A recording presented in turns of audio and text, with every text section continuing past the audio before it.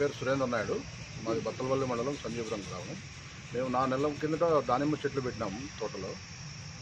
కొద్దిమంది గుర్తు తెలియని వ్యక్తులు దాన్ని కొమ్మలన్నీ ఇచ్చేసి చాలా ఇబ్బందిగా పెట్టారు. దాదాపు 45 మొక్కల దాకా పోయినాయి. గతంలో మాకు అనేక రకాల ఇబ్బందులు పెట్టినారు రాజకీయ కక్షలతో. అయినా ఓర్చుకున్నాం మేము. ఏ రోజు పోలీస్ స్టేషన్ వరకు కూడా పోలేదు మేము. అదే మా తప్పనిపిస్తుంది. ఈరోజు మేము చాలా ఇబ్బందికరంగా అయిన పరిస్థితుల్లో మేము పోలీస్ స్టేషన్కి చెప్పి వాళ్ళ పోలీస్ అధికారులని మా బాధలన్నీ వెలిగించినాము. వాళ్ళు తగు రీతిలో ఎంక్వైరీ చేస్తారని నమ్మకంతో మేము ఉన్నాము. కానీ గతంలో అనేక రకాల ఇబ్బందులు పెట్టినారు. బోరు విషయంలో కావచ్చు, తోట విషయంలో కావచ్చు, ఇంకో రకమైన రాజకీయ కక్షలే మామూలులే అనుకున్నాం. కానీ ఇంత దురుద్దేశపూర్వకంగా ఉంటుంది అనుకున్నాం.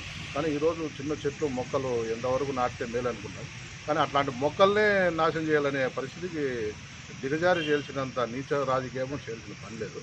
ఏదైనా వ్యక్తిపైన రావచ్చు, కానీ చెట్లపైన పోతే అవేం చేస్తాయి? వదిలేసి నీళ్ళు పోతే బతుకుతాయి, నీళ్ళు లేకపోతే చచ్చిపోతాయి. అట్లాంటి వాటి కాదు. ఏదైనా మనుషులపైన తెలుసుకోవచ్చు, కానీ మూగజీవాలపైన, మూగ చెట్లపైన ఏం తెలుస్తుంది? ఇదంతా మంచి సంస్కృతి కాదు.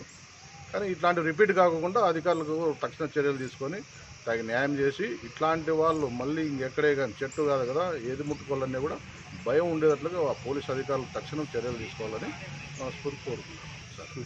మేము బీజేపీ నాయకులుగా ఉన్నాము. కానీ మా సమస్యలు ఏవని మేము తెలియజేసినాం మంత్రి గారికి. మంత్రి గారు హరీష్ అన్న ద్వారా తగు చర్యలు తీసుకొని అవి చెట్లు వచ్చి పరిశీలించడం జరిగింది. మొత్తం ఏం నాశనమైనా, ఎటువంటి చేసినారు ఏంటని తక్షణ చర్యలు తీసుకోవాలని పోలీసు వారికి కూడా ఆదేశాలు రిక్వెస్ట్ చేయడం జరిగింది. అలాగే మా బీజేపీ అధ్యక్షులు జిఎం శేఖర్ గారు కూడా తగు రీతిలో స్పందించి ఎస్ఐ గారితో, డిపార్ట్మెంట్ వాళ్ళతో కూడా మాట్లాడడం జరిగింది. ఇట్లాంటి చర్యలు పునరావృతం కాకుండా తగు రీతిలో వాళ్ళకు భయం భక్తులు చెప్తారని తెలియజేస్తాం. ఇది మేము బీజేపీలో ఉన్నామనే ఉద్దేశంతో ఇవన్నీ రాజకీయ కక్షలతో చేస్తారు తప్ప వేరేది ఏంది కాదు. చెట్టు చంపితే ఏంది రాదనేది వాళ్ళు గ్రహించుకుంటే మంచిదని నా మాట.